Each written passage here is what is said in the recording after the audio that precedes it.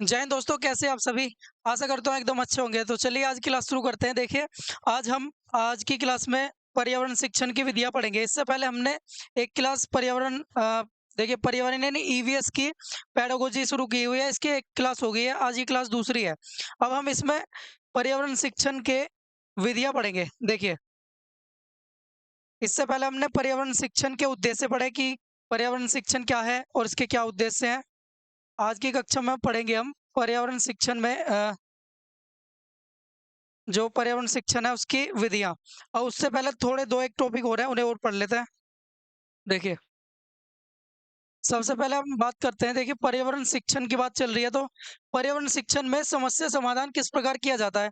तो पर्यावरण शिक्षण में हम समस्या समाधान करते हैं किस विधि से? देखिए, सबसे पहले क्या होगा, कोई हमारे पास समस्या होगी, उसका हमें क्या करना होगा? कारण ढूँढना होगा कि ये किस वजह से है, फिर उसके बाद इसका समाधान देते हैं। तो ये 3 मतलब एक एक के बाद एक यानी ये 3 क्रम है, इन्हीं से हम क्या करते हैं समस्या का समाधान करते हैं, किसी भी समस्या का। देखिए सबसे पहले हम देखेंगे कि समस्या किस प्रकार की समस्या है। यानी देखिए जैसे अब मान के चलो कोई बालक है हमारी कक्षा में, वो चोरी कर रहा है या क्या कर रहा है, किसी को परेशान कर रहा है या घर का कार्य ने जो काम दिया है घर से करने के लिए, वो करके नहीं ला रहा है। तो ये तो होगी समस्याएँ, ठीक है? अब इन समस्याओं के पीछे क्या कारण है, वो क्यों नहीं कर रहा है ये सब या फिर ऐसा चोरी क्यों कर रहा है वो? तो उसे बेसिक नीड्स उसकी पूरी हो रही है बालक की या नहीं हो रही, तो उसका क्या करेंगे हम, समस्या का कारण जानने की कोशिश करेंगे और वो किस में आता है, निदान में।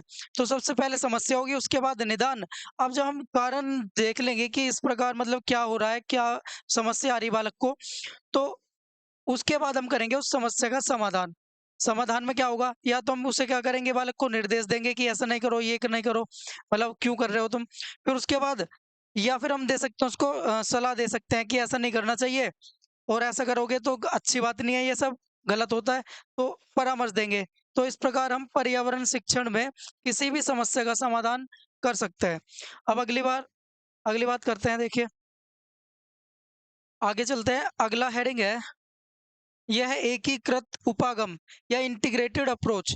तो एकीकृत उपागम एनसीएफ 2005 में इसके बारे में बात हुई है, एनसीएफ 2005।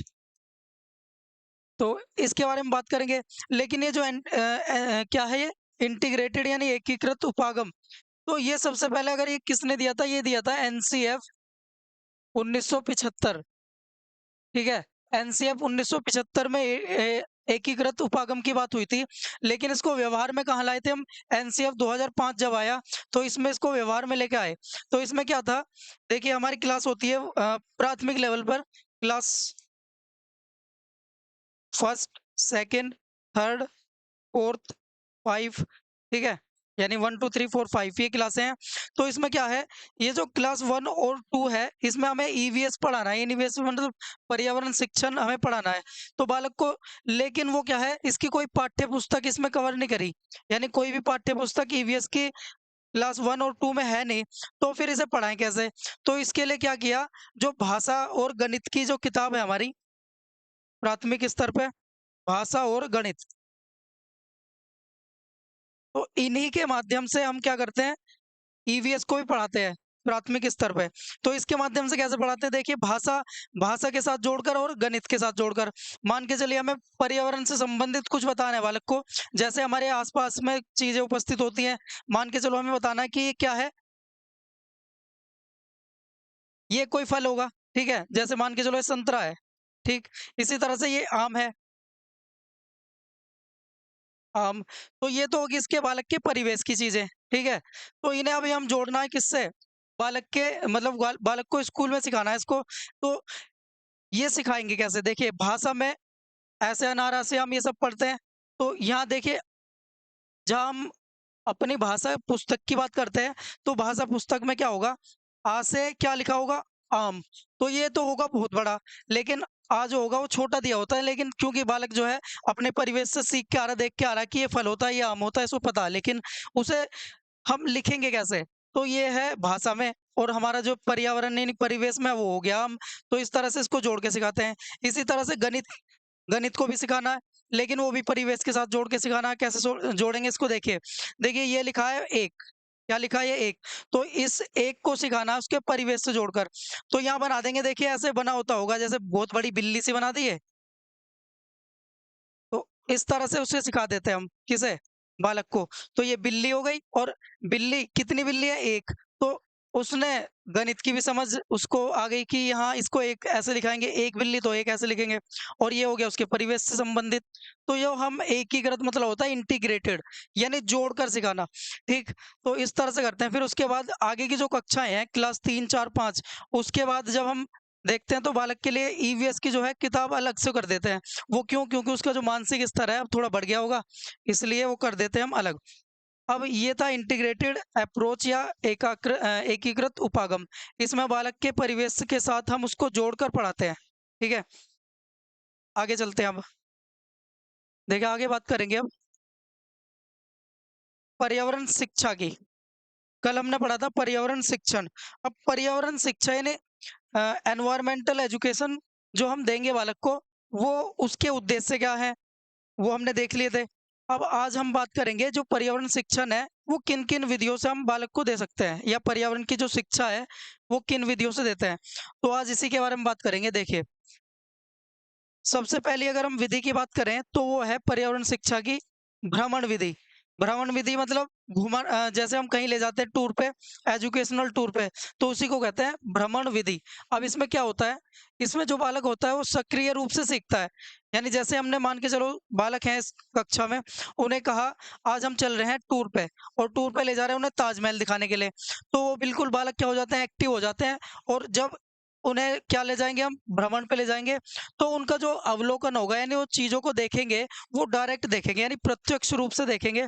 तो इसलिए यहाँ पे जो अवलोकन होता है ना, डायरेक्ट यानी प्रत्यक्ष रूप से होता है, और इसमें स्थायी अधिगम होता है। स्थायी मतलब अगर हम कुछ चीज़ों को दिखा के उन्हें बता रहे हैं, तो वो हमारे मानसिक स्तर पर मतलब काफ़ी समय तक याद रहती है वो। तो इसलिए इसमें जो अधिगम होता है, वो स्थायी होता है, और भ्रमण पर जाते समय हमें कुछ चीज़ों का ध्यान भी रखना होता है।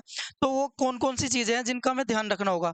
तो सबसे पहले हम बात करें, देखिए, अगर हम बालकों को ले जा रहे हैं घुमाने के लिए, टूर पे ले जा रहे हैं भ्रमण के लिए, तो क्या होगा, बालक जो है अपने साथ भारी बैग ना लेके जाएँ। क्यों? अगर ऐसा होगा, तो एक तो पहले तो वो जो है मतलब उनको जो मतलब उनके दोस्त हैं, वो भी उससे प्रभावित होंगे। एक तो बैग भारी है, ऊपर से जब वो कंधे पे लटका होगा, तो जो बालक है वो थकेगा, और थकने के बाद उसका जो सीखने का स्तर है वो कम हो जाता है यानी घट जाता है। इसलिए एक तो भारी बैग नहीं ले जाना चाहिए। साथ में अब लेके क्या जाना चाहिए, ये भी होना चाहिए, नोटबुक, यानी उसने कुछ देखा उसको नोट कर लिया। ड्राइंग पेपर यानी कुछ ड्राइंग भी बना सकते हैं, पेन, पेंसिल, ये सब क्या चाहिए, लेकर जाना चाहिए। तो यही होता है कि भ्रमण विधि जब हम पढ़ रहे होते हैं, तो कुछ चीज़ें ध्यान में रखनी होती है, यानी क्या ले जाएँ और क्या ना ले जाएँ। तो ले जाने योग्य चीज़ें होती हैं notebook, pen, pencil, drawing paper, ये सब। इसके बाद अब जब चिड़ियाघर, मान के चलो किसी को हम टूर पे ले जा रहे हैं अपनी क्लास को, तो चिड़ियाघर ले जा रहे हैं, तो चिड़ियाघर में जानवरों के लिए कभी भी भोजन ना लेके जाना चाहिए, ठीक है? इससे क्या होगा, जब हम कभी अपने साथ भोजन ले जा रहे हैं, तो जैसे ही वहाँ जानवर होंगे वो देखेंगे, तो क्योंकि वो उन्हें भूख-वूख लगती है वैसे ही, तो वो क्या करेंगे, एकदम झपट्टा मारते हैं, अगर हाथ भी पकड़ सकते हैं, काट सकते हैं, तो इसलिए एक दुर्घटना होने की संभावना होती है। इसलिए अपने साथ ना तो भोजन ले जाएँ और ना ही भारी बैग ले जाएँ। इसी के साथ भ्रमण से जब वापस आए आ गए, मान के चलो जब भ्रमण से शाम को वापस आ गए, तो अगले दिन जब हम क्या करेंगे, एक सामूहिक कक्षा का इंतजाम करना चाहिए। सामूहिक कक्षा मतलब सभी को एक साथ बैठाओ, और सभी के एक्सपीरियंस पूछो कि तुमने क्या किया वहाँ, कैसे क्या सब क्या देखा तुमने वहाँ, ठीक है? तो सभी के साथ क्या करना चाहिए, एक सामूहिक कक्षा लेनी चाहिए। तो इसी से होता है प्रभावी अधिगम। जो अधिगम होता है वो स्थायी भी हो जाता है इसी से, ठीक है? तो सब अपने एक्सपीरियंस शेयर करते हैं उसके बाद। अब हम आगे चलते हैं, अगला टॉपिक है मतलब अगली जो विधि है, वो है कहानी विधि, और एक बार और बात करते हैं इसके बारे में, भ्रमण विधि। तो जो पर्यावरण शिक्षण की या पर्यावरण शिक्षा की जो सबसे प्रभावी मतलब सबसे बढ़िया अच्छी विधि है, वो है भ्रमण विधि, ठीक है? इसी में अधिगम स्थायी रूप से होता है। इसके बाद दूसरे नंबर पे आती है कहानी विधि। जो कहानी विधि है, अब ये एक प्रभावी विधि है, किसी भी हमें बालक को कुछ भी अगर हमें बताना है, उसमें इंटरेस्ट यानी रुचि, कल्पना और तर्क शक्ति का विकास करने के लिए। कहानी विधि। तो मान के चलो इसका सबसे पहला उद्देश्य तो यही है कि इसमें बालक बालक क्या करते हैं, इसके अंदर रुचि उत्पन्न होती है किसी भी चीज़ के बारे में जानने के लिए। उनके अंदर जिज्ञासा, कल्पना शक्ति का विकास होता है, ठीक है? तो मान के चलो जब हम बालक को क्या करेंगे, कोई कहानी बताएँगे और वो भी उससे उनके परिवेश से संबंधित। जैसे हम बता रहे हैं, जैसे हम जा रहे हैं, क्या मैंने वो एक स्टोरी बनाई बालकों के लिए, क्या हुआ, मैं आज अपने घर से निकला सुबह-सुबह और मुझे जाना था दिल्ली, ठीक है? तो दिल्ली में मैं क्या हुआ, सीधे अपने घर से निकल के ट्रेन से दिल्ली गया, तो वो उनको इंटरेस्ट भी आएगा क्योंकि उन्हें पता है ट्रेन होती है और वो आगे जानने की कोशिश करेंगे। जब मैं ट्रेन में चढ़ा, तो मैंने क्या देखा, वहाँ एकदम चारों तरफ भीड़-भीड़ थी और मुझे सीट नहीं मिली। फिर उसके बाद वो कल्पना करेंगे कि सीट क्यों नहीं मिली, क्या हुआ? तो उनके अंदर आएगी आगे जानने की रुचि, यानी इंटरेस्ट पैदा होगा, यानी जिज्ञासा आएगी उसके अंदर जानने की। फिर क्या हुआ आगे चल के? फिर वो कल्पना करेंगे कि ऐसा हुआ होगा, फिर आगे जाके कहीं पे सीट मिली या नहीं मिली। तो इस तरह से हम जब कहानी बताते हैं तो बालकों में जो अधिगम होता है, वो स्थायी अधिगम होता है। कैसा? स्थायी, स्थायी अधिगम। तो ये थी कहानी विधि। यानी हमें जब बालक को सिखा रहे हैं, कुछ भी बता रहे हैं, तो एक कहानी सुना दो उन्हें और वो बड़े आसानी से समझ में आ जाती है क्योंकि वो जुड़ी होती है उनके परिवेश से। और ऐसी कहानी होनी चाहिए जो परिवेश से ही जुड़ी हुई हो। अगली विधि के बारे में बात करते हैं, दत्त कार्य विधि। दत्त कार्य विधि या फिर गृह कार्य यानी होमवर्क, गृह कार्य विधि। इस विधि से भी हम क्या करते हैं, बालक को मतलब बालक को पर्यावरण शिक्षा दे सकते हैं। जैसे परिवेश से जुड़ा हुआ कार्य, मतलब हम जो कार्य दे रहे हैं यानी होमवर्क दे रहे हैं, वो बालक के परिवेश से जुड़ा हुआ होना चाहिए। क्योंकि जब वो काम करेगा तो उसके अगर परिवेश से जुड़ा नहीं होगा सॉरी, तो उसको इंटरेस्ट नहीं आएगा और वो इसीलिए घर का काम भी नहीं करके लाएगा, जो हम घर के लिए काम देते हैं। और साथ में देखिए, पहले जो है, अगर हम कोई नया काम दे रहे हैं तो पहले क्या हो, उससे पहले जो हमने पिछला काम दिया, तो वो काम पूरा हो जाना चाहिए, उसी के बाद नया काम देना चाहिए उसे बालक को। और जो काम दे रहे हैं ना, जैसे एक मान के चलो एक चैप्टर कंप्लीट हुआ हमारा, एक हमारा चैप्टर हो गया कंप्लीट, चैप्टर 1, तो उसे एक साथ पूरे को मत दो, उसे भागों में बाँट के दे दो, नहीं 2-3 भाग यानी छोटे-छोटे भाग में करके किसी को भी गृह कार्य देंगे।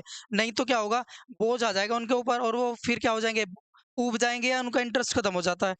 तो ये होगी दत्त कार्य विधि या गृह कार्य विधि। इसमें जो होता है अधिगम का विस्तार होता है, यानी गृह कार्य विधि में क्या होता है देखिए, अधिगम का विस्तार, इस विधि में होता है अधिगम मतलब सीखना, अधिगम का विस्तार। जो सीखा हुआ है और ज़्यादा सीख जाते हैं इसमें। आगे चलते हैं अब, अगली विधि देखते हैं कौन-सी है। देखिए अगली विधि है खोज विधि या डिस्कवरी मेथड। अब इसके बारे में बात करते हैं, खोज विधि। खोज विधि जो है देखिए, इसमें करके सीखने पे जोर देती है, करके सीखना। इसमें किस पे जोर दिया जाता है? करके सीखना पर। देखिए, सबसे पहले बालक जो है इसमें करके सीखने पर जोर देता है, यानी करके सीखता है। जैसे मान के चलो कोई टीचर ने क्या किया, कोई टॉपिक दिया पढ़ाने के लिए, मतलब बालकों को करने के लिए, तो बालक क्या होगा, उसमें उससे संबंधित जितने भी उसके फैक्ट्स हैं, उन सब के बारे में ढूँढेगा, पता करेगा। तो इसलिए बालक इसमें क्या करता है, करके सीखता है। और खोज करने से क्या होता है, तर्क यानी लॉजिक लगाते हैं, चिंतन, थिंकिंग, इन सब का क्या हो जाता है, विकास होता है। इसलिए ये भी बहुत ज़रूरी है, यानी बहुत इम्पोर्टेंट विधि है, करके सीखना। इसमें करके सीखने पे जोर देते हैं, तर्क, चिंतन और इस इन सब का क्या होता है, इसमें विकास होता है। और इसमें जब ये सब होगा, करके सीखेगा कोई भी। देखिए जब भी हम करके सीखते हैं, तो करके सीखने पे क्या होता है, हमारे मतलब हमारे दिमाग में वो चीज़ें लंबे समय तक बनी रहती है। इसलिए जो करके सीखते हैं ना, तो इसमें जो अधिगम है, वो स्थायी हो जाता है। क्या हो जाता है? अधिगम स्थायी। अगली विधि के बारे में देखते हैं अब। अगली विधि कौन-सी है? प्रश्नोत्तर विधि या क्वेश्चनेयर मेथड। प्रश्नोत्तर विधि में क्या होता है, इसमें समस्यात्मक वातावरण, अगर हम मान के चलो कोई बालक को हम पढ़ा रहे हैं, तो टीचर या शिक्षक एक ऐसा वातावरण क्रिएट करे जिसमें मतलब समस्या से संबंधित वातावरण, जैसे मान के चलो कुछ पूछ लिया या फिर उनके सामने कोई फैक्ट्स रखे किसी टॉपिक से संबंधित, तो वो बालकों के सामने क्या किस रूप में आएगा, समस्या के रूप में। फिर उसके बाद वो बालक क्या करेंगे, उन समस्याओं का समाधान खोजेंगे। क्या खोजेंगे? समाधान। और जब समाधान खोजते हैं तो फिर से क्या लगाते हैं, लॉजिक लगाते हैं, चिंतन यानी थिंकिंग करते हैं। तो फिर उसके द्वारा क्या निकल जाता है, समाधान निकलता है। तो इस वजह से इसमें क्या होता है, वैज्ञानिकता का विकास हो जाता है बालक का। तो इस विधि का जो एक मेन उद्देश्य है वो क्या है, बालकों के अंदर वैज्ञानिकता का विकास करना। ठीक है, तो अब हम बात करते हैं अगली विधि के बारे में। देखिए, अगली विधि है सहयोगात्मक अध्ययन, या फिर इसे कहते हैं हम समुदाय विधि। इसमें क्या होता है, देखिए, समुदाय यानी सहयोग के माध्यम से सीखेंगे, यानी एक दूसरे की मदद करके। तो इसमें होता है समूह में सीखते हैं, और ये सहयोग से सीखना, समूह में सीखेंगे तो सहयोग करेंगे एक दूसरे का, तो सहयोग से सीखते हैं इसमें। और ये जो विधि है सर्वाधिक सक्रिय विधि है, सक्रियता यानी एक्टिव रहते हैं इसमें, जो भी सीख रहे हैं हम या जो भी बालक हैं, उनको समूह में कुछ भी बता रहे हैं और वो एक दूसरे से चर्चा करके, परिचर्चा करके सीखते हैं, तो ज्यादा से ज्यादा इसमें सक्रिय होते हैं, जिस वजह से क्या होता है, इसमें भी अधिगम हो जाता है स्थायी। जब भी हम ऐसी विधि यानी स्थायी विधि यानी जिसमें हम करके सीख रहे हो, खोज विधि हो, या फिर एक दूसरे की सहायता करके सीख रहे हो, तो ये सभी हो जाते हैं करके सीखने पर आधारित, और इसी में होता है स्थायी अधिगम। अगली विधि के बारे में बात करते हैं, और ये है आज की अंतिम विधि। देखिए, इसमें क्या होता है, आगमन विधि। आगमन विधि, और इससे एक विधि हो रहा है इसी के साथ उसे बता देते हैं, लेकिन ये विधि प्राथमिक स्तर पर काम नहीं करती। निगमन विधि। निगमन विधि, इसमें क्या होता है, देखिए, मतलब नियम। तो पहले हम क्या करते हैं, किसी भी टॉपिक को पढ़ाने के लिए पहले क्या करते हैं, तो नियम या परिभाषा बताते हैं, फिर उसके बाद उसका उदाहरण देते हैं। क्या देते हैं, उसका उदाहरण। तो इसीलिए क्या होता है इसमें, अभी देखिए हमारी जो कक्षा है वो प्राथमिक कक्षा यानी 1 to 5 की, तो उसमें क्या होता है, हम बालक का मानसिक स्तर इतना नहीं होता जो उसे हम परिभाषा या नियम के बारे में बताएं, यानी ये विधि सैद्धांतिक विधि होती है। तो बालक नियम के माध्यम से नहीं, वो अपने परिवेश से, अगर उसके परिवेश से हम जोड़कर उसको कुछ बता रहे हैं तो वहां से सीखता है, यानी हम पहले उदाहरण दें उसे उसके परिवेश से जुड़े हुए, उसके बाद उसको नियम बताएं, तो क्या होगा, प्रभावी अधिगम होगा। लेकिन इसलिए क्या होता है, ये वाली विधि प्राथमिक स्तर पर काम नहीं करती, यानी इसे छोड़ देते हैं। हमारी जो विधि है प्राथमिक स्तर पे वो है आगमन विधि। आगमन मतलब देखिए, पहले देते हैं हम इसमें उदाहरण, उसके बाद जैसे उसके परिवेश से संबंधित कोई भी उदाहरण दिया, फिर उसके बाद उसको बताएंगे कि इसको हम इस तरह से डिफाइन या परिभाषित कर सकते हैं। तो पहले इसमें देते हैं उदाहरण, और फिर इसके बाद इसमें क्या हो जाता है, उसका नियम बता देते हैं। तो ये था आगमन विधि। तो ये था आज का लास्ट टॉपिक। ठीक है, साथ साथ हमारी आप क्लास को लाइक भी करते रहे, लाइक बहुत जरूरी है। ठीक है, देखिए, तो आज हमने शिक्षण की विधियां देखी, कौन कौन सी विधियां होती है, किस तरह से हम कर सकते हैं, और कौन कौन सी विधियां प्राथमिक स्तर पर लागू होती हैं, और किन में अधिगम स्तर मतलब अधिगम जो होता है स्थायी होता है, किन में अधिगम स्थायी नहीं होता। तो अब हम मिलेंगे नेक्स्ट टॉपिक के साथ। आप हमारा सेशन देख रहे हैं, इसे लाइक, शेयर और सब्सक्राइब जरूर करें। तो और अपना बहुत बहुत ख्याल रखें, क्योंकि बहुत ज़्यादा गर्मी पड़ रही है, हीट वेव्स चल रही है। जितना ज़रूरी हो सके, मतलब जब भी अगर कोई काम ज़रूरी है तभी घर से बाहर निकले, नहीं तो नहीं निकले। ठीक है, तो मिलते हैं नेक्स्ट क्लास में। जय हिंद।